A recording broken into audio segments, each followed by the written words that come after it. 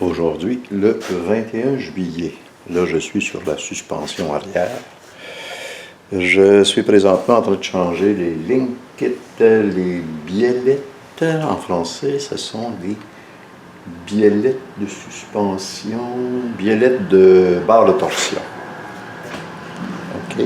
Donc, comme on peut constater, c'était pas complètement fini, mais disons que c'était assez avancé. Donc, il fallait que j'enlève justement la barre de torsion pour changer la suspension arrière, pour changer les amortisseurs arrière.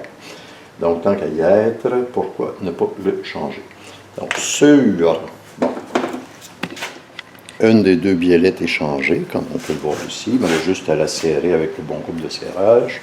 Je ne peux pas dire que je suis un gros maniaque tout ce qui s'appelle pièces de suspension avec des earths. Mais là, je n'avais pas le choix parce que je le voulais tout de suite, donc c'est ce qui est en stock. Petit détail aussi sur la suspension. Ça ici, c'est l'amortisseur arrière de gauche. OK, normalement, il y a le petit arrow qui vient ici. Et l'amortisseur de droite ressemble à ceci, comme on peut constater. Il y a une petite différence entre les deux, petite différence de hauteur. Petite différence de hauteur qui s'explique. Donc, petite différence de hauteur qui s'explique par le fait que le tarot qu'il y avait ici était complètement grippé, donc il a fallu que je perce le dessus. Le petit inconvénient de ces machins-là, c'est que on vient serrer une clé à Allen à l'intérieur et veut pas, quand ça commence à être un peu grippé, ben la clé à Allen finit par ne plus rien retenir à l'intérieur parce que c'est trop longé. Donc ça, je vais aller présenter ensuite derrière comment je me suis pris pour enlever et remettre ceci. OK, je continue avec les biellettes de barre de torsion. Les deux biellettes, les deux linkits sont installés. On voit qu'il y a comme une petite différence. Quand c'est neuf, là, normalement, ça se tient tout seul, ce qui est le cas. OK, là, on va aller l'installer. L'installation, c'est rien, c'est une espèce de clip en U qui vient ici. Deux bolts. Oups. Donc, l'installation, c'est rien. L'installation, c'est rien. C'est par-dessus le caoutchouc qui est ici, une clip en U. Deux bolts, une tête de 12 mm. Le couple de serrage, ça je vais vérifier, mais ça ne dépasse pas 25 Nm. Ici, on a un couple de serrage de 38. Ici, c'est ça. C'est des bolts de M8, donc j'irai aux alentours de 25 Nm, entre 25 et 30 Nm. Parfait, je vais installer. Bon, ben, côté suspension arrière, c'est pas mal fait. On a l'amortisseur qui est changé. Le manuel de service suggère de défaire cette botte-ci pour être en mesure... Bon, ben d'abord, on enlève la botte du linkit. Ensuite, on enlève la botte du bas de la jambe de suspension. Et il suggère d'enlever cette botte-ci, qui est plus mal commode à enlever. Donc, personnellement, ce que j'ai fait, c'est que j'ai enlevé cette botte-ci. Ça facilite beaucoup le déplacement ou l'enlèvement de la suspension. Bien entendu, on commence par enlever la barre de torsion. Donc, les coupes de serrage, l'espèce de U qui retient la barre de torsion, c'est du 30 Nm. Ensuite, le linkit, la botte du linkit sur le bras de suspension, c'est du 38. Et tout le reste, ici, c'est du 80. Tout ça a été bien mis au couple de serrage. Maintenant, pendant que j'étais penché en dessous, je me suis rendu compte qu'il y a comme un petit problème de ce côté-ci. Ça, il va falloir que je le coupe là et que je ressoude. Ça me paraît du pouce et demi, ça fait un pouce et demi. Donc avec un pouce 5/8, je vais pouvoir me faire une petite gaine par-dessus. OK. Maintenant, ce que je pense que je vais faire, ce seront les freins.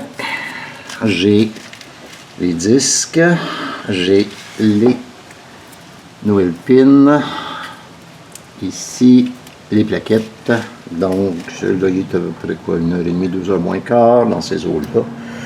Je ne sais pas si je vais pas baisser ça et ou les faire tout de suite. OK, fin de cette partie. Donc, jeudi le 14 juillet. Pardon, le 24, pas le 14. Frein arrière. Je change les disques. Je change aussi parce que, on remarque ici le trou. Donc, il n'y avait pas de caoutchouc pour boucher le trou. Ça veut dire que tout l'intérieur a complètement rouillé, mais vraiment rouillé. Donc, j'ai déjà les disques. Les sabots de frein arrière devraient arriver cet après-midi. J'avais aussi un drôle de bruit en arrière, donc probablement un bearing de roue qui commençait à lâcher. Donc, bearing de roue qui commence à lâcher.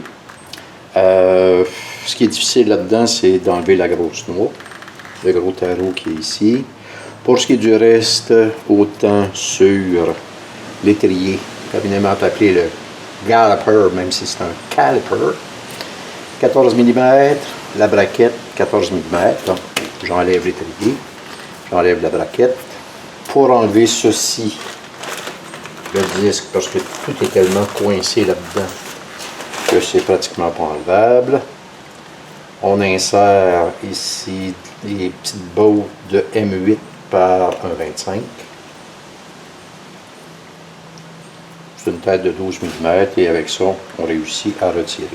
Bien entendu, je vais lubrifier le tout. OK, je m'y mets.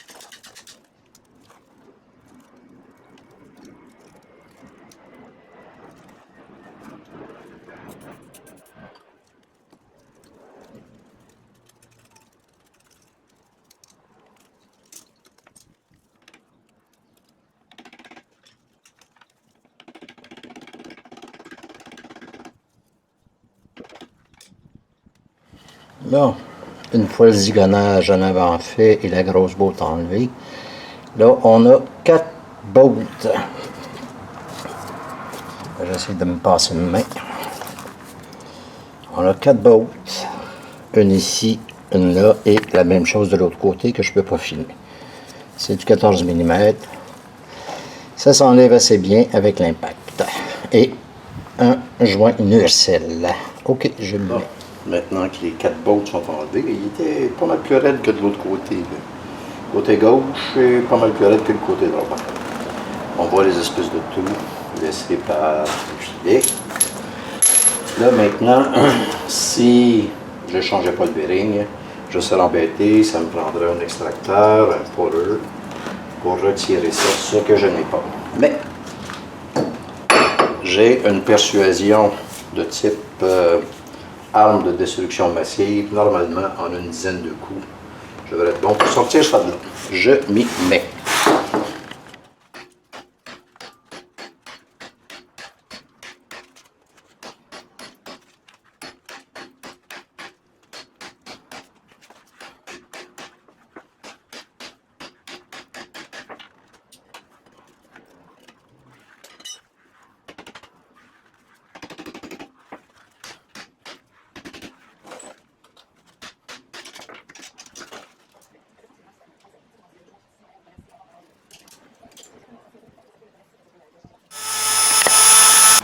Bon, ça, c'est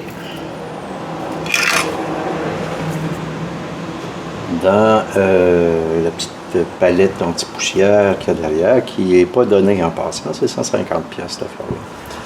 Et après avoir écumé les cours à scrap, j'en ai pas trouvé de valable. Donc, il a fallu que je les achète. Mais, pour retenir le câble de frein à main, comme on peut constater,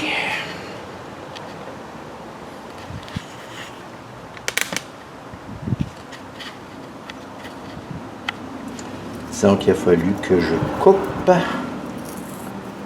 à certains endroits pour l'affaiblir, pour être capable enfin de le sortir. Ceci. Bon, ben disons que 3/4 d'heure plus tard, c'est ça que ça donne. J'avais le choix entre ça ou je changeais le câble au complet. Puis ça ne me tentait pas de changer le câble au complet, parce que là, c'est à l'intérieur aussi. Donc là, je vais aller m'y mettre. C'est pas maintenant, ça va être demain matin. On va nettoyer le tout et je vais aller me mettre de l'autre côté. Oh, quel bel job!